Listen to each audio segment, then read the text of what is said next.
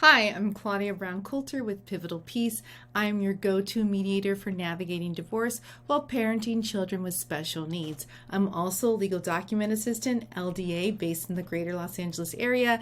And what that simply means is that I can also help you file your divorce paperwork.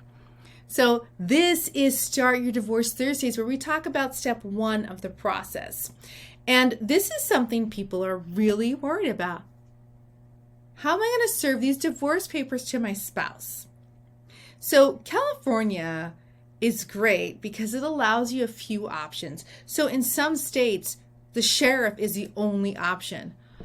Whew. I mean, listen, divorce is contentious enough. You get paperwork that says you're being sued. Like, how terrifying is that? Like, please, can we please reform this system?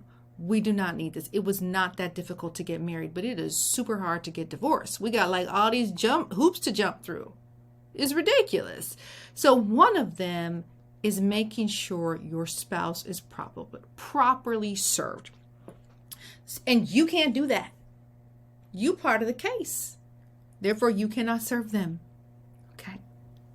So let's talk about the different methods in California that can be used for serving your spouse. Obviously, you can use a process server. They can find your spouse and go to their place of employment or to their home. You usually need to communicate with them and let them know this is where they'll be, this is what their car is, this is, maybe send them a picture so they can identify them, and these are the hours where they'll be at this residence. They can get them served. That's not free. It might cost you about $100 or more. But if your spouse is resistant, that might be a good option. Another option is a friend. Sometimes friends are like, oh, I'm not going to get involved, or a family member. This person needs to be an adult. But even if your children are adults, I wouldn't have my child serve divorce papers to their other parent, even if they're like 35 years old. I mean, maybe that works for you, but if you can avoid it, you should. But you may have a friend who knows your spouse, or maybe they're just your friend and not your spouse's friend, and so it's not like, ooh, I don't want to get involved because I'm friends with both of you. This doesn't have to be anything contentious. They're not walking around with a bullhorn like, hey, I'm serving you with divorce papers. Everybody come look at me. That's not happening, right?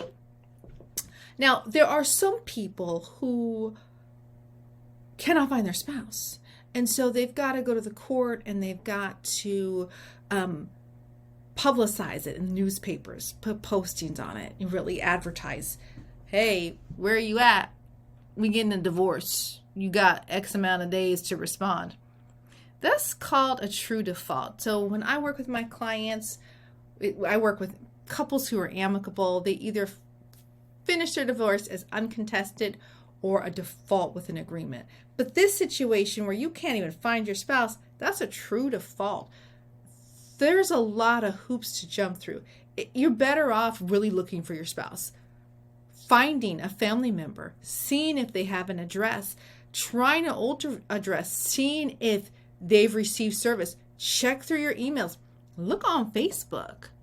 You can't serve your papers through Facebook, but if you can find where they're at and communicate with them and get their information, get that information so that you can serve them the papers. And if their Facebook status, because people are still on Facebook, don't be clowning. If their Facebook status is complicated or in a relationship and it's not with you, they're going to probably be pretty happy to receive those divorce papers and be like, oh yeah, let's do this. If your spouse is in the military, that's a little extra wrinkle. It's not your traditional service, so there's other forms to fill out if your spouse is active duty military. And then the easiest way is through the mail. It's the most discreet way. This is how my clients are served because I am not in the business of embarrassing you. I'm not. You're going to know, here are the divorce papers.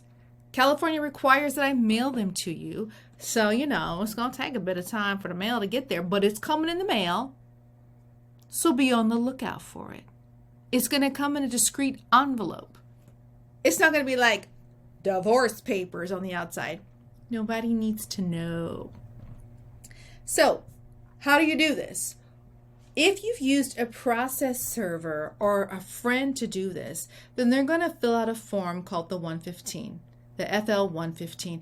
This is proof of service, and they're going to document the time that they served your spouse, when it happened. They're going to sign the form, and that gets filed with the court. If you did service by publication, you're going to have to follow the court rules and let them know when that's done and inform the judge. And then if you do service by mail, then your spouse will sign the notice of acknowledgement of receipt, the FL 117. And this is what I tell people all the time. You're just signing the form. You signing the form is not agreeing to everything that is in this paperwork. You signing the form is saying, oh yeah, I got that. I got the paperwork. Okay? That's it. Here's why the proof of service is so important. Your divorce clock doesn't start when you file. It doesn't start when you've decided to get a divorce or when you've separated. It doesn't start when you've gotten the divorce, the case number. It doesn't start then. Your clock doesn't start until your spouse is served. And that's not when I've put it in the mail. It's when they've signed and dated that form. It's when the process server has delivered it to them and that date. This is why you don't want to delay. Okay? This is why service is so important, because otherwise you're waiting for months and your clock has not started. Don't do that. So, here's some things to consider for more of a smooth process. Soon as you get your case number back, compile that paperwork and get your spouse served. Now, when I work with couples, like I said, I mentioned I work with them amicably. The spouse knows that the divorce has been filed. They're fully aware. They know that papers are being mailed to them. They know to look for it in the mail, and they know to mail it back to me. There is no surprise that a divorce is happening. And I tell them, we got to do this quickly. So when a divorce is filed, that service, when it comes back from the court, it goes out that same day or the next day, depending on the time of day or if there's a holiday or a weekend. It goes out pretty quickly. You want to make sure that that happens too. Just, if you're doing the forms yourself, fill it out accurately. So you have to list everything, not just the petition.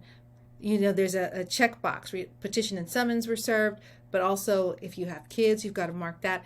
If you're depending on the county, you need to mark the local form. So Los Angeles has a local form you have to fill out, and then they also send out another form, and then depending on the court, the family court in Los Angeles, they might send out another form. So all those things have to be listed on the forms so that in order for service to be considered valid. So you've got to list everything accurately.